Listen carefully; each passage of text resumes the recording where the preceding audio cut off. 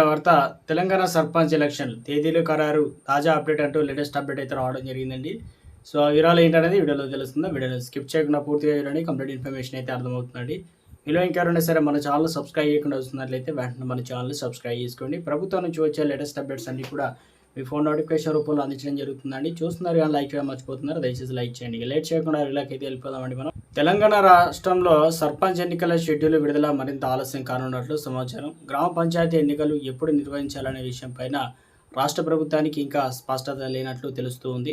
కులగణన ఆధారంగా స్థానిక సంస్థల ఎన్నికల్లో బీసీలకు 42% రిజర్వేషన్లు కల్పించేందుకు చట్టబద్ధత కల్పించి కేంద్ర ప్రభుత్వం ఆమోదం కోసం పంపినట్టుకి ఇప్పటివరకు సానుకూలంగా స్పందన రాలేదని సమాచారం.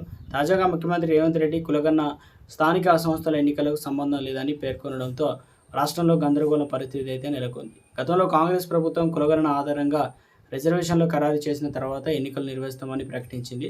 అయితే తాజా వ్యాఖ్యలతో ఎన్నికల షెడ్యూల్ అనిశ్చితి మరింత పెరిగిందనమాట. సో త్వరలోనే మనకు ప్రభుత్వం జూన్ లేదంటే మే చివరాఖరికి ఎండింగ్ నోటిఫికేషన్ అనేది వచ్చే అవకాశాలు అయితే ఉన్నట్టు తెలుస్తుంది. లేదంటే కేంద్ర కులగణనకు సంబంధించి తెలంగాణ రాష్ట్రానికి వర్తింపజేయాలన్నప్పుడు మరి ఎలాంటి డిసిషన్ తీసుకోబోతున్నారు ఏంటి? మొత్తానికైతే కేంద్రం చేసేటువంటి కులగణన తెలంగాణ రాష్ట్రానికి ఎటువంటి సంబంధం లేదనే విధంగా చెప్పడం. రాష్ట్రంలో మొత్తం మీద స్థానిక సంస్థల ఎన్నికలకు సంబంధించి